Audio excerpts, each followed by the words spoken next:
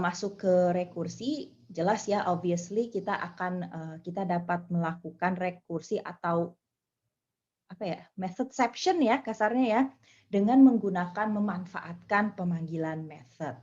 Nah, kita sudah lihat nih, ini adalah contoh method yang sudah kita lihat di pertemuan hari Senin kemarin, di mana kita dapat menyederhanakan code di sebelah kiri menjadi potongan code di sebelah kanan. Nah, di sini terdapat perubahan, yaitu saya nggak perlu lagi ya mengulang-ulang berkali-kali hal yang sama atau proses yang sama. Kalau di sini kan saya lakukan baris 4 ini, 4 baris ini, 4 baris ini berulang-ulang. Saya instead of that, saya bisa mendefinisikan sesuatu yang dinamakan dengan method, sehingga bisa saya reuse, bisa saya gunakan secara berulang-ulang seperlu saya.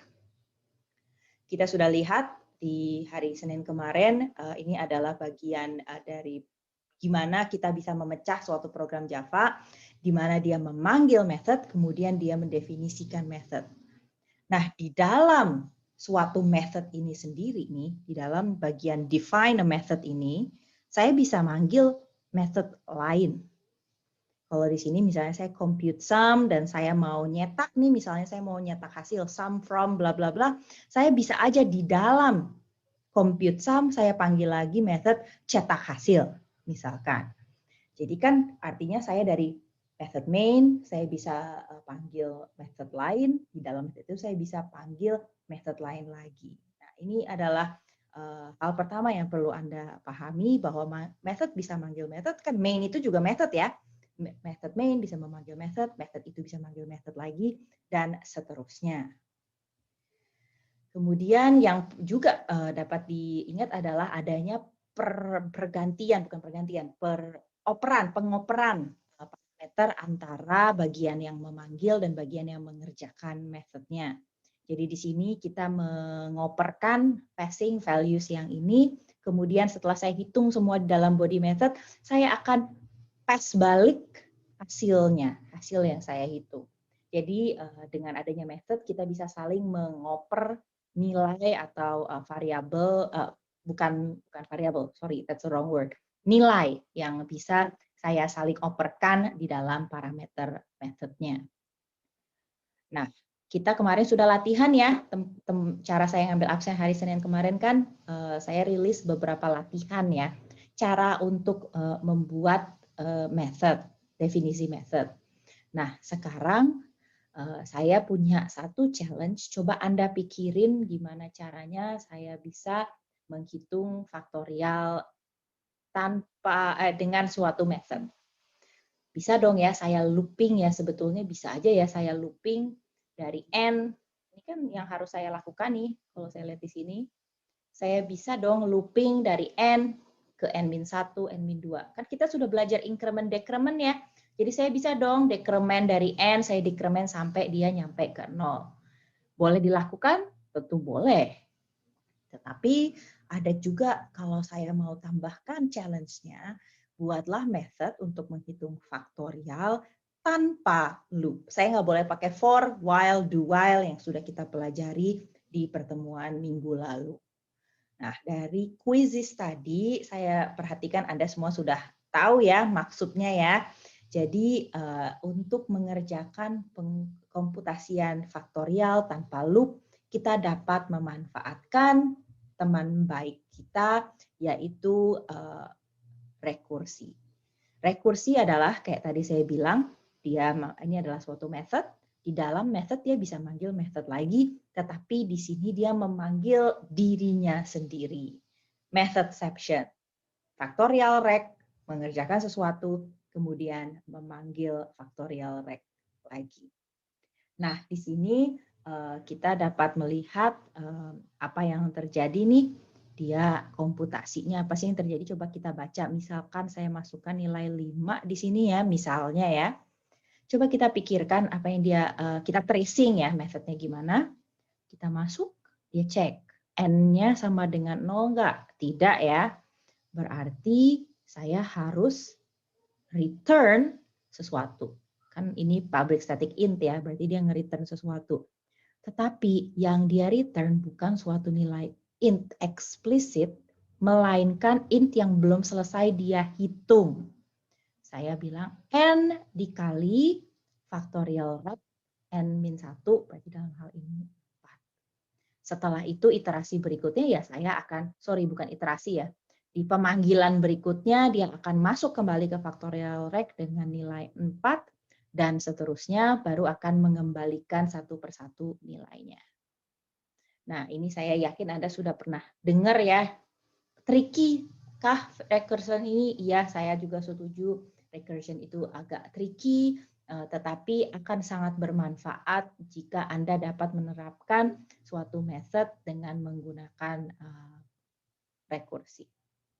Jadi intinya recursion itu akan menjalankan loops yang bukan loop betulan, loops with no loops. Dan ini akan menjadi materi kita pada hari ini.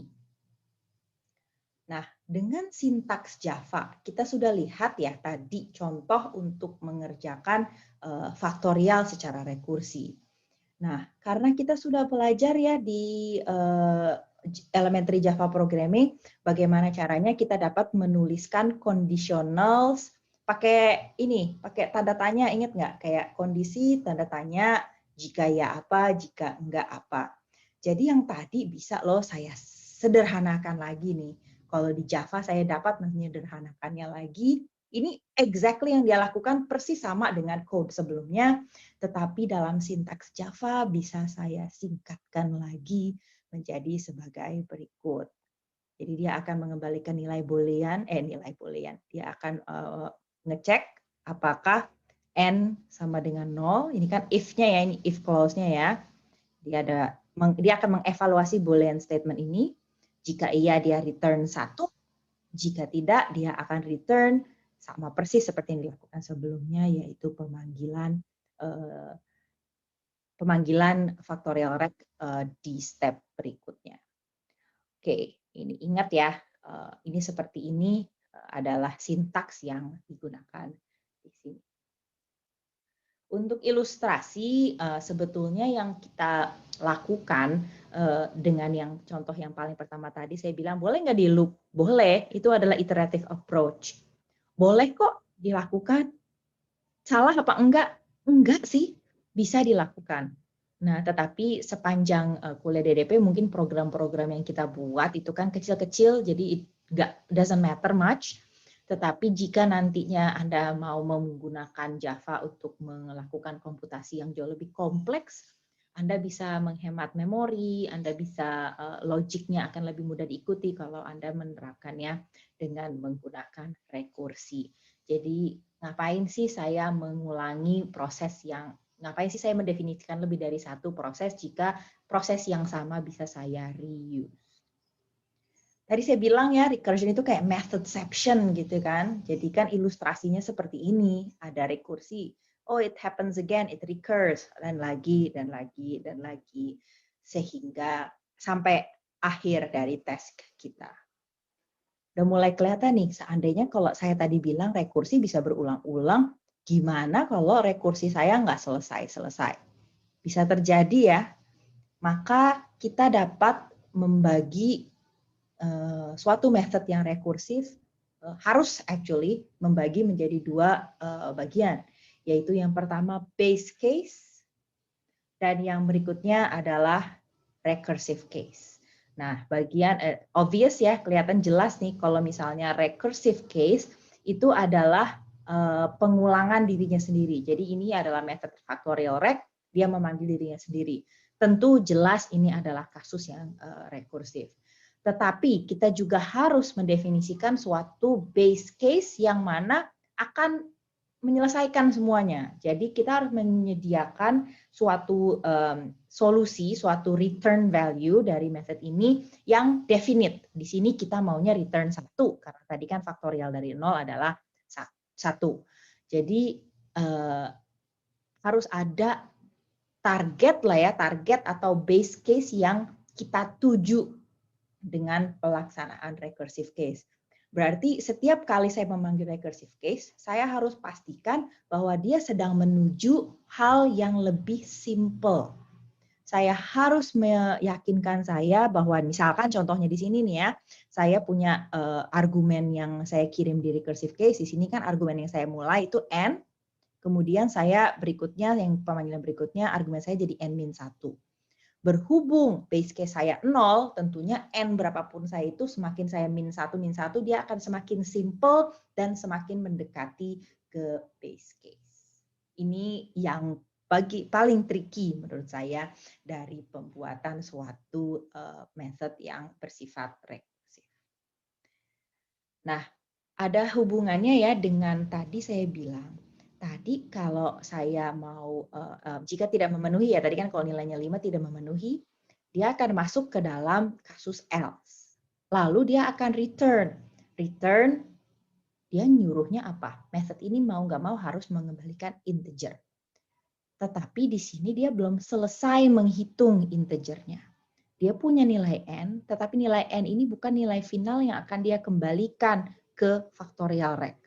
Melainkan dia harus ngitung dulu pengalinya ke dalam factorial rect yang makin dalam lagi.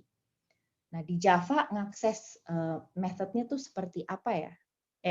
Memorinya seperti apa ya? Nah, ini ada animasi bagus yang saya kutip dari slide pakemnya buku panduan kita ya. Jadi lagi dan lagi saya ingatkan, saya gunakan ini untuk mengingatkan Anda bahwa slide itu bukan sumber materi ya. Jadi tolong dibaca juga buku acuannya untuk pemahaman yang lebih menyeluruh. Jadi di sini contohnya dia pakai nilai n sama dengan 4 ya. Kalau tadi saya contohin pakai 5, di sini ternyata dia cuma nunjukin 4. Nah, yang di kanan ini adalah stack memori yang digunakan oleh pemanggilan method di program Java saya. Ini di sini kita udah lihat bahwa yang dilakukan oleh Java, pertama dia punya jatah memori, bukan jatah ya, dia punya alokasi memori yang dia simpan untuk main method. Karena main method kan belum selesai dieksekusi ya. Pasti main method memanggil faktorial. Jadi ini belum selesai dieksekusi, dia mengalokasikan, oke, kamu main boleh menggunakan memori sebanyak ini. Lalu ketika saya lakukan pemanggilan faktorial 4, Java akan mengalokasikan space yang ini yang dibutuhkan untuk faktorial 4 tersebut. Kata si Java, oke deh faktorial 4 kamu boleh pakai memori sebanyak ini. Nah, tapi tadi kita udah lihat ya di code-nya ya. Di faktorial 4 nih, mulai di 4 ya, jangan di 5 ya. Jadi jangan bingung, ini mulai di 4. Mulai di faktorial 4, ketika dia mau mengembalikan nilai, dia belum selesai ngitung nilai yang mau dia kembaliin. Dia belum selesai ngitungnya, masih harus manggil lagi. Jadi ketika faktorial 4 dieksekusi, kita lihat dia mau return ini, tapi saya belum selesai nih dengan space-nya saya, karena saya belum selesai ngitung. Kata Java, oke deh kalau kamu butuh space lagi buat ngitung yang selanjutnya, saya kasih lagi alokasi space untuk faktorial 3. Faktorial 3 masih belum selesai ya, orang dia else-nya pasti dia manggil faktorial 2, dan seterusnya dia menumpuk terus di dalam stack. Ingat ini stack ya, jadi ditumpuk-tumpuk. Ini adalah alokasi memori dari awal untuk faktorial 4, 3, 2, dan 1, sampai pada akhirnya dia masuk ke faktorial 0 yang terakhir. Nah, setelah semua ini sudah dieksekusi, kita punya alokasi memori yang tadi udah disimpan-simpan. Oke, 4, 3, 2, 1 semuanya akan butuh space di dalam memori untuk mengeksekusikan isi dari method tersebut. Nah, di sini faktorial 0, dia selesaikan ya, ngitung ya. Kalau kita lihat code-nya di depan, kalau udah sampai faktorial 0, dia udah nggak perlu ngitung lagi. Dia langsung bisa mengembalikan nilai 1. Jadi dia langsung bisa di dalam space faktorial 0, di dalam area sini, bukan area, maaf. Di dalam alokasi memori ini, dia mengerjakan apa yang dia perlu kerjakan, kemudian dia return 1. Return 1 sudah selesai nih, saya kembalikan ke sana, balik ke faktorial 0, hasil return 1-nya, saya jadi nggak perlu lagi space yang paling atas tadi memorinya. Saya balikin lagi ke faktorial 1, lalu saya nggak perlu lagi space-nya, saya kembalikan, space-nya kepake lagi, sampai pada akhirnya saya sampai di paling akhir, saya nyampe ke tempat alokasi paling pertama saya yang dibutuhkan untuk faktorial 4. Kemudian saya bisa balik ke main method dengan mengembalikan value akhir yang saya perlukan, yaitu return 20. Nah, apa yang penting di sini? Yang penting di sini ada 2. Yang penting pertama adalah notice bahwa yang pertama ini stack ini bersifat LIFO ya. LIFO. Last in first out. Jadi yang justru duluan pertama dialokasiin justru yang paling terakhir lepas. Dan yang paling belakangan masuk ke stack justru yang paling pertama keluar dari stack. Dan ini yang membuat faktorialnya agak, kalau kamu mencetak sesuatu, kamu yang harus memikir. Kalau kita ngitung di sini faktorial, cuman ngitung aja nggak masalah, dia akan mendapatkan hasil akhir. Tetapi kalau seandainya tadi Anda mencetak, note bahwa walaupun yang dipanggil duluan faktorial 4, seandainya di dalam faktorial ada system.out.println, yang akan kecetak duluan akan faktorial 0, baru faktorial 1, faktorial 2, dan faktorial 3, dan faktorial 4. Jadi hati-hati kalau Anda mencetak, yang akan pertama ke eksekusi justru yang paling dalam faktorialnya, bukan yang paling atas atau paling luar faktorial. Hal kedua yang perlu Anda perhatikan adalah, ini kelihatannya ini adalah stack memori kita ya. Jadi kalau seandainya saya menggunakan suatu recursion yang infinite atau infinite loop, infinite recursion, contohnya seperti ini, saya nggak bisa karena pasti akan mengeluarkan stack overflow error. Kenapa judulnya stack overflow error? Ya karena memorinya bentuknya stack seperti ini. Overflow, penuh dia. Dia nggak punya tempat lagi untuk menyimpan space untuk mengerjakan task-task yang ada di setiap methodnya. Bu, saya mau nanya, boleh? Oh, ya. Boleh, kebetulan. Saya mau pause juga. Silahkan. Oh ya, untuk menghandle kayak data yang gede banget itu, misalkan kayak suatu Excel yang ada 500.000 baris gitu misalkan. Nah itu untuk kayak looping semuanya, saya kemarin nyoba kayak gitu, itu lama banget, bahkan nggak bisa jalan, kayak CPU-nya penuh gitu. Apakah mending lewat apa namanya rekursi itu atau? Soal alokasi memori sih sama aja nggak sih? Kalau misalkan ini Saya kurang tahu dong, saya nanya. harusnya lebih asalkan ini ya, asalkan hardware memori kamu memang mencukupi untuk semuanya, harusnya akan lebih efisien pakai rekursi. Karena apa? Dia akan membebaskan memori begitu udah nggak dipakai lagi. Kayak tadi contoh ya, begitu udah nyampe paling bawah dia akan melepaskan memori kan secara berkala gitu kan. Sedangkan kalau seandainya kamu pakai iteration loop yang for gitu kan, dia memorinya kepake terus-menerus, jadinya dia nggak ngelepas. Jadi setiap kali iterasi program Anda menggunakan semua memori yang diperlukan itu. Yang tadi kalau misalnya faktorial 4 gitu, dia akan pakai 4-4-nya all the time. Sedangkan kalau pakai rekursi harusnya akan berkurang setiap kali Anda melakukan eksekusi sehingga harusnya tidak seberat itu. Oke, makasih Bu. Oke, ada lagi pertanyaannya? Ada yang baru datang, saya mau. Ada yang mau bertanya? Silahkan. Kalau tidak ada, saya yang tanya. Silahkan diperhatikan sedikit potongan kode berikut ini. Apa ya yang dilakukan oleh potongan kode berikut ini?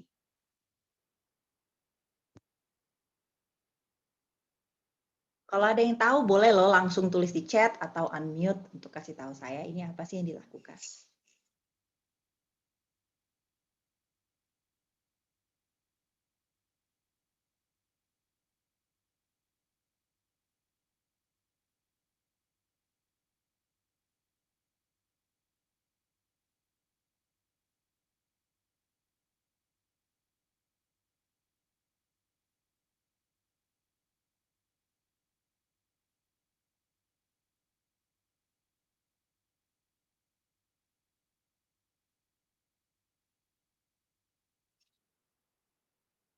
Ada yang tahu? Ada yang tahu? Ada yang tahu?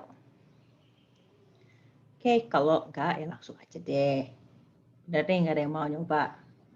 Oke, jadi Kupa Code ini, oh ada yang nulis countdown lalu print string M. Katanya Ludmila, terima kasih. Coba deh ya, daripada ini saya mungkin ya. Nah, kita daripada itu kita ini aja lah ya, kita lakukan biar seru. Kita lihat aja langsung apa sih yang dilakukan potongan code berikut ini.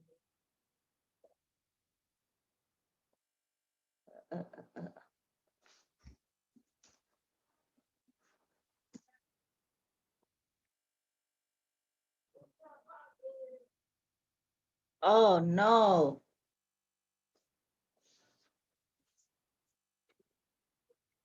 Ini ya kalau copy dari apa?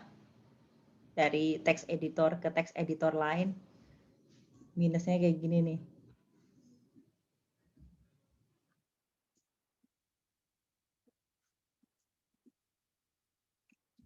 Sebentar ya, maaf ya, mohon ditunggu ya.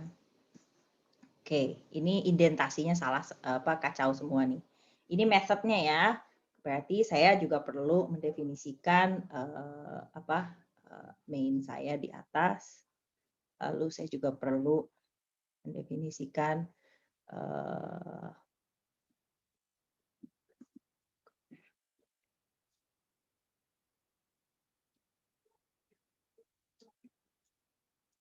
saya perlu definisikan ini. Lalu di sini saya akan memanggil misalkan CD apa ya? Oh, saya belum nge-share screen toh. Terima kasih udah ada yang mengingatkan.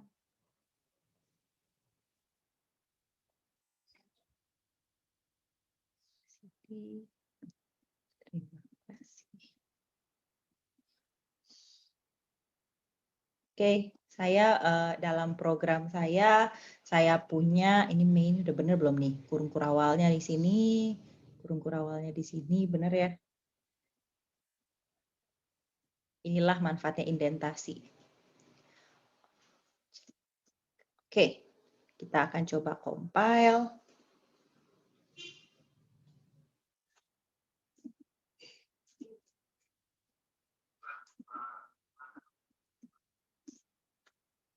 Oh, tuh kan kurung-kurungnya ada yang salah nih.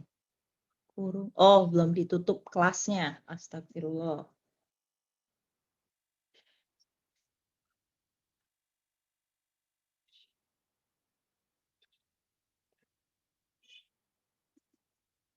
Boleh ya. Harus integer dulu baru string. Karena method signature-nya unik ya. Sample recursion. Yang akan keluar adalah countdown. Dia mulai dari n-nya tadi 10 yang saya masukkan, lalu dia berkurang. Tapi note, di sini print line-nya terjadi sebelum saya panggil rekursinya. Jadinya nggak akan kebalik keluaran countdown-nya nggak dari 1 sampai 10. Coba ya saya bedakan. Jadi kita punya countdown, kemudian terima kasih Ludmila atas partisipasinya. Seandainya saya lakukan seperti ini, kira-kira apa yang terjadi ya? Jadi di sini saya memanggil rekursinya dulu, baru saya mencetak.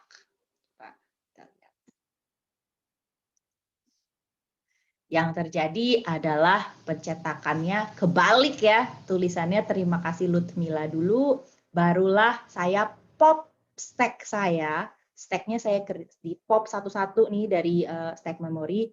Dari yang paling dalam, yaitu base case dulu, sampai dengan yang paling atas. Jadi ketika Anda memanggil rekursi, hati-hati ya di bagian mana Anda memanggil rekursinya. Kalau di sini kan kebetulan saya nyetak dulu, baru saya panggil sehingga dia tidak terbalik. Terima kasih Ludmila. Oke, jadi jawaban tadi betul ya, kita countdown lalu kita print string M. Ini untuk countdown dan print. Bonus, Kalau saya lagi mau iseng nih, saya bisa lakukan sesuatu yaitu membuat agar methodnya sleep dulu supaya countdown-nya tuh menegangkan 10, 9, dan seterusnya. Dan ini adalah preview ya dari beberapa hal yang kita akan temuin nanti setelah UTS. Jangan dipikirin dulu, nggak usah dipikirin dulu. Ini ada yang dinamakan try catch. Oke, ini tadi saya sudah demokan ya, yaitu ketika pemanggilan ininya nih ya, CD-nya ini ya. Ketika pemanggilan rekursinya duluan, dia akan tercetak dari rekursi paling dalam dulu. Sedangkan kalau tadi, di contoh tadi, print line dulu, dia akan tercetak dari rekursi yang paling luar atau paling tinggi dulu. APD-nya kebalik ya. Oke, sampai sini apakah ada pertanyaan?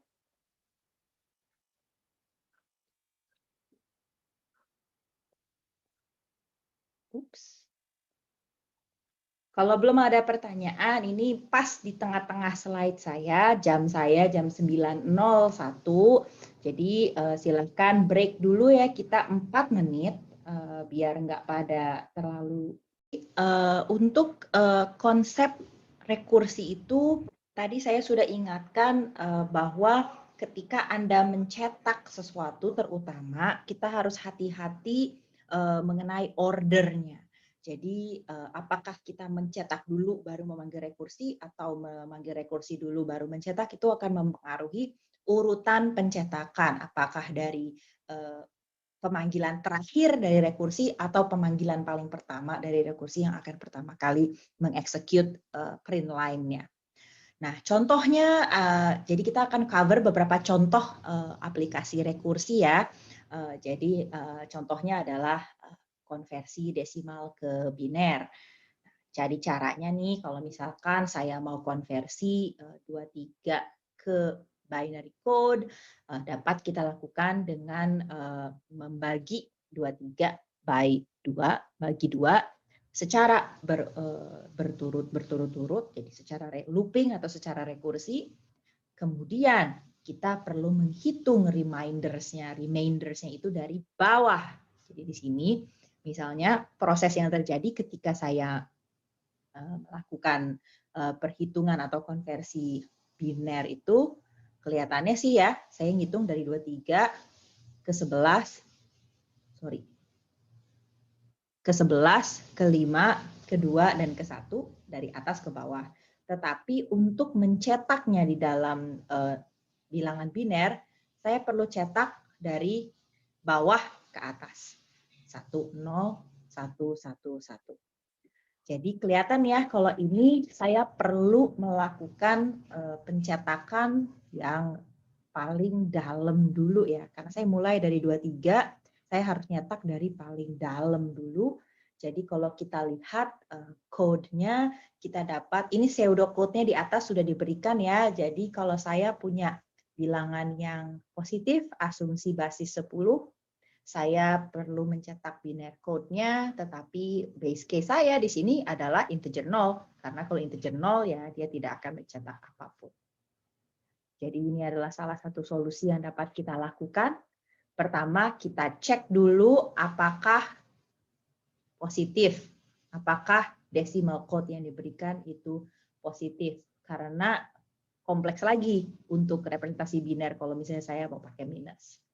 Itu unsigned nama sign nanti urusannya. Nah, jadi saya bisa, pertama saya bisa memanggil dulu jadinya ya, saya panggil dulu rekursinya, dari 23 saya lanjutkan ke pemanggilan 11 dan seterusnya.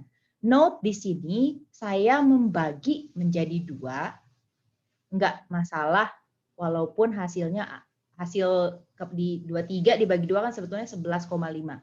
Nggak masalah ya, karena tipe data yang dimasukkan sebagai parameter print decimal to bin ini adalah integer. Jadi kalaupun perhitungannya double-nya adalah 11,5, dia akan otomatis konversi ke integer. Integer jangan lupa kalau tidak diberikan rounding, method math round atau math seal atau math floor, dia akan otomatis, pokoknya dia buang aja komanya. Dia nggak akan membulatkan. Jadi kalau kamu punya titik 2,9, dia akan menjadi 2. Dia nggak akan peduli dia lebih dekat kemana. Jadi di sini langsung aja saya bisa desimal bagi 2, lalu saya masuk ke rekursi, barulah cetakan terjadi. Nah, di sini rekursinya duluan yang dilakukan, baru dia mencetak secara berkala sambil memory stack saya pop satu-satu, saya kosongkan satu-satu dari paling dalam atau paling atas stack, dan saya akan cetak dari paling bawah dulu, 1, 0, 1, 1, 1. Saya nggak demokan ya, satu-satu, ini Anda bisa coba sendiri. Lalu contoh lainnya yang dapat digunakan, yang dapat dilakukan dengan rekursi adalah series atau sequence deretan Fibonacci. Kita tahu ya Fibonacci itu dimulai dengan 1, lalu Fibonacci perhitungan atau jumlah dari angka sebelumnya dan 2 angka sebelumnya.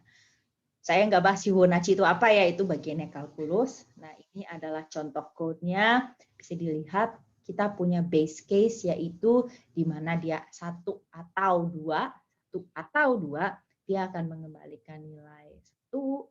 Jika tidak, dia akan mengembalikan perhitungan ulang Fibonacci, yaitu -1 dan minus. Ini adalah ilustrasi dari pemanggilannya dan yang jauh lebih kompleks dari contoh faktorial yang tadi sudah saya tunjukkan. Lalu berikutnya ada salah satu contoh lagi yang melibatkan print ya, supaya kita clear tentang mana yang akan tereksekusi duluan. Kita mau mencetak suatu bilangan dengan urutan digitnya kebalik. Input 1, 2, 3, 4, 5, outputnya maunya saya 5, 4, 3, 2, 1. Jangan dulu dipikir untuk print dari char add yang akhir. Nggak bisa ya, karena ini adalah integer inputnya dan bukan string. Jadi yang salah satu alternatif yang dapat digunakan adalah menggunakan rekursi, di mana kalau nilainya 0 ya dia selesai base case-nya, atau jika tidak maka else-nya adalah saya akan print X remainder 10. Nah, berarti kalau misalnya dibagi 10 akan tersisa remainder-nya yaitu 5 kan. Kalau saya bagi 10, nah dia cetak dulu karena saya mau nyetak ya hasil pembagiannya dulu kan, barulah saya panggil rekursinya. Kalau Anda bingung ketika membuat suatu rekursi, Anda bisa membantu thought proses Anda dengan membuat bagan semacam ini untuk melihat pemanggilannya akan kemana dulu sih kalau misalkan saya definisikan seperti ini. Oke, jadi selanjutnya kita akan melihat lagi tentang factorial recursion yang dulu. Hal lain yang perlu Anda ingat ketika Anda menggunakan perhitungan rekursi adalah, dan nggak harus rekursi sih, tetapi looping apapun, task apapun yang berulang-ulang. Ada yang perlu Anda ingat yaitu kalau misalnya saya masukkan N13, dia akan mengembalikan nilai seperti ini. Padahal seharusnya nilainya seperti ini. Ingat bahwa di sini adalah public static int, sehingga, public static int, padahal maximum value of int ada limitnya. Jadi ini mengingatkan lagi tentang pemilihan data type ketika Anda mendefinisikan suatu metode yang rekursi, Anda harus membayangkan kira-kira dia akan mencapai nilai berapa. Jadi parameter yang paling besar itu kemungkinan bisa parameter sampai berapa yang ingin Anda handle, dan dengan demikian result-nya akan sebesar apa. Dan ini nggak cuma buat rekursi, tetapi kita udah lihat juga ya di sebelumnya ketika kita looping, ketika kita representasi angka, ini adalah hal yang konstan terjadi. Salah satu solusinya adalah kita dapat mengganti data type menjadi data type long. Jadi kalau kita rekap ya, untuk rekursi ini ada beberapa karakteristik yang sama sama ya dengan waktu Anda belajar Python juga sama kok prinsipalnya. Anda harus membuat suatu metode rekursi, Anda harus pastikan bahwa ada base case. Harus ada base case yang akan berhenti berekursi. Harus ada stop kriterianya. Kita nggak bisa rekursi berulang-ulang karena nanti Stack Overflow. Kemudian jangan lupa untuk mengecek apakah setiap pemanggilan rekursi di dalam metode tersebut, apakah Anda menyederhanakan argumennya. Jadi kalau tadi misalnya pemanggilan argumennya itu n, apakah di pemanggilan di dalamnya itu mensimplify n. Mungkin tadi contohnya kita lihat ada n-1, ada n bagi 2, dan ini bukan berarti nggak boleh digedein ya n-nya, bukannya nggak boleh n kali 2, tetapi apapun yang Anda lakukan terhadap n-nya ketika memanggil rekursi haruslah menuju ke base case. Jadi harus lebih sederhana gambar. Dan ini sebetulnya menyelesaikan isu dengan rekursi itu kita membaginya menjadi sub problems. Nah, ini akan Anda temui berkali-kali dalam berbagai kuliah computer science, nggak cuma DDP 2, nanti akan ketemu di SBA, nanti akan ketemu di pengolahan citra, akan ketemu di aljabar linier, bahwa banyak masalah-masalah yang lebih efektif untuk Anda pecah menjadi sub-masalah karena seringkali sub-masalah itu dapat diselesaikan dengan cara yang sama. Jadi daripada saya megang yang gede ini yang kecil-kecil, sebetulnya cara penyelesaiannya sama, hanya saja berulang. Jadi kalau Anda masih bingung, jangan terlalu khawatir ya, recursion memang susah, memang agak konsepnya rada tricky dan sangat cenderung mudah untuk rekursi untuk terjebak di dalam infinite recursion. Ada triknya nggak nih Bu untuk ngecek supaya kita jangan sampai terjebak di infinite looping atau infinite recursion? Nah, ini saya ngambil screenshot dari buku panduan ya. Kita ngambil screenshot dari buku panduan. Yang ditawarkan hanyalah suatu tips ya, jadi nggak ada sebetulnya pakem yang fix.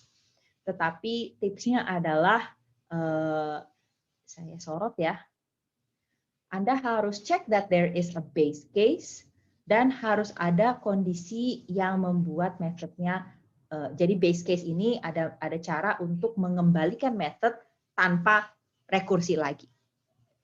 Yang kedua, kalau base case Anda sudah yakin base case-nya ada kok Bu, tapi programnya kok nggak nyampe-nyampe ya ke base case. Nah, Anda yang harus memperhatikan setiap kali iterasi itu menyederhanakan masalah enggak, makin menuju ke base case atau enggak. Jadi saya akan buat TLDR version ya, tips gimana caranya supaya kita tidak terjebak di infinite recursion. Ada yang pertama, base case-nya ada enggak? Dan yang kedua, setiap pemanggilan rekursi menuju ke base case atau tidak. Dengan demikian, Anda bisa lebih menghindari terjadinya infinite recursion. Sampai di sini ada pertanyaan?